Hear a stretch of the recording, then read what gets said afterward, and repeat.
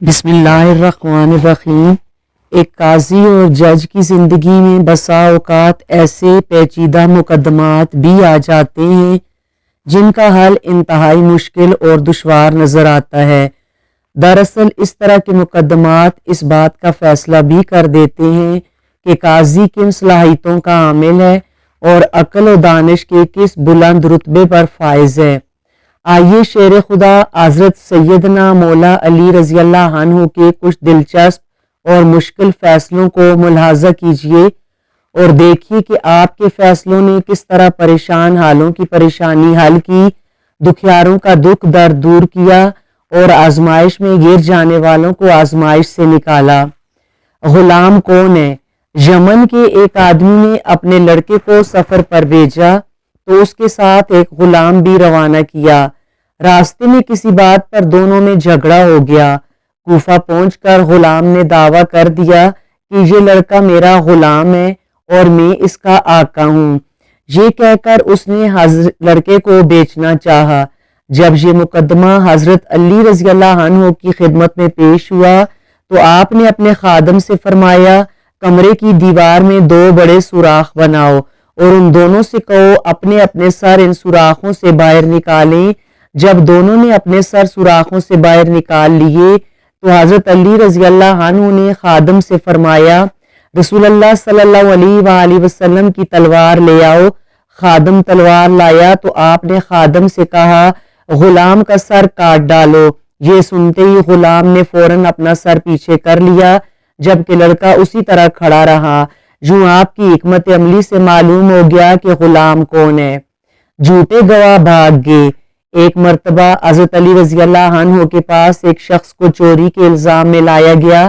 ساتھ گواہی دینے کے لیے 2 گواہ بھی موجود تھے۔ حضرت علی رضی اللہ عنہ دوسرے کام کی طرف متوجہ ہو گئے۔ پھر آپ نے جھوٹے گواہوں کے بارے میں فرمایا، جب میرے پاس جھوٹا گواہ آیا ہے تو میں نے اسے سخت سزا دی ہے۔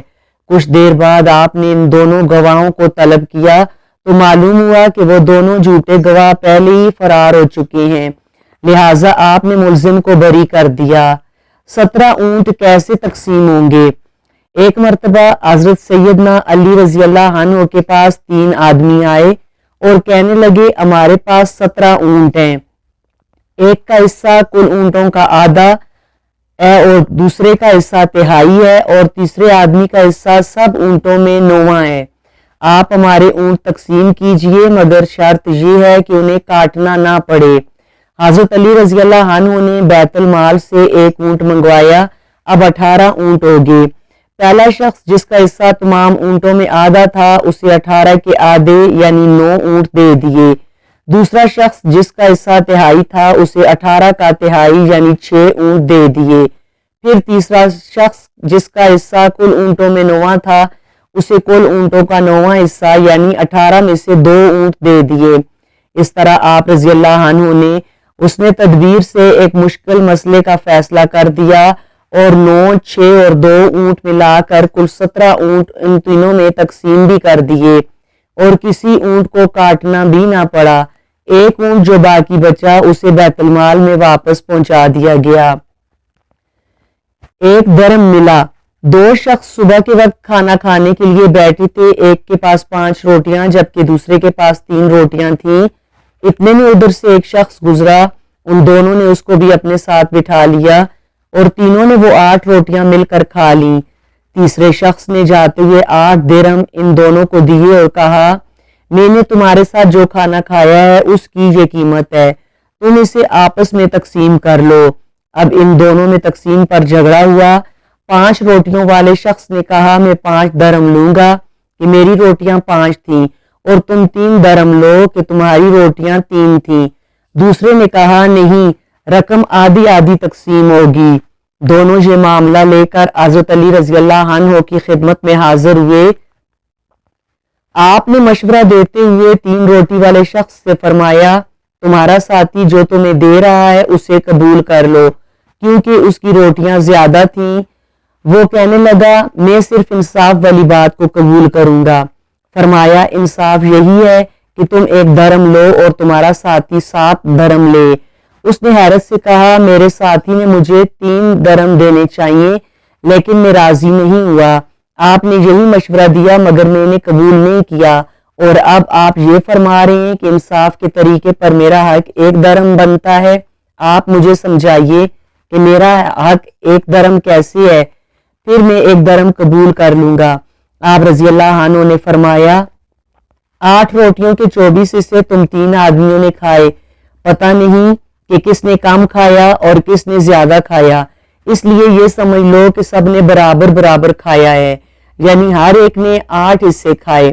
تم نے اپنی 3 روٹیوں کے 9 حصوں میں سے 8 حصے کھا لیے، تمہارا 1 حصہ باقی رہا، اور تمہارے ساتھی نے اپنے 5 روٹیوں کے 15 حصوں میں سے 8 حصے کھائے، اس کے 7 حصے باقی رہے۔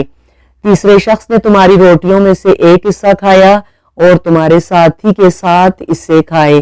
اب انصاف کے مطابق تم کو 1 درہم اور تمہارے ساتھی کو 7 درہم ملیں گے۔ تفصیل سننے کے بعد اس جھگڑنے والے شخص کو 1 درہم لینا پڑا۔ مرحوم کی وصیت۔ ایک شخص نے مرتے وقت اپنے دوست کو 10,000 روپے دیے اور وصیت کی جب تم میرے لڑکے سے ملاقات کرو تو اس میں سے جو تم چاہو وہ اس کو دے دینا۔ اتفاق سے کچھ روز بعد اس کا لڑکا وطن واپس آ گیا۔ اس موقع پر آپ رضی اللہ عنہ نے اس آدمی سے پوچھا بتاؤ تم مرحوم کے لڑکے کو کتنا دو گے؟ اس نے کہا 1,000۔ آپ نے فرمایا اب تم اس کو 9,000 دو، اس لیے کہ جو تم نے چاہا وہ 9,000 ہے اور مرحوم نے یہی وصیت کی تھی کہ جو تم چاہو وہ اس کو دے دینا۔ حضرت سیدنا علی رضی اللہ عنہ نے 4 برس 9 ماہ چند دن امور خلافت سر انجام دیے۔ آخر کار اس دنیا میں 63 سال گزار کر خارجی ابن ملجم کے ہاتھوں کوفہ میں 21 رمضان مبارک 40 ہجری کو شہادت پائی۔ شیر خدا حضرت سیدنا علی المرتضیٰ رضی اللہ تعالی عنہ کی ذہانت اور انصاف پر مبنی فیصلے پورے عرب میں مشہور تھے، اسی لیے مسلمانوں کے علاوہ دیگر مذاہب کے لوگ بھی اپنے تصفیہ طلب مسائل کے حل کے لیے حضرت علی سے رجوع کیا کرتے تھے۔ آپ رضی اللہ تعالی عنہ اپنے علم و فراست سے جب کوئی فیصلہ سناتے تو لوگ اس فیصلے کو دل سے قبول کر لیتے، کیونکہ آپ ہمیشہ عدل و انصاف کے تقاضوں کے مطابق فیصلے کرتے تھے۔ اس دور میں آپ رضی اللہ تعالی عنہ نے علم ریاضی کے حوالے سے ایسے تاریخی فیصلے کیے کہ بڑے بڑے ریاضی دان ان فیصلوں پر حیرت کا اظہار کرتے ہیں۔ ناظرین کرام، آپ سب کی بھرپور حوصلہ افزائی کا بہت شکریہ۔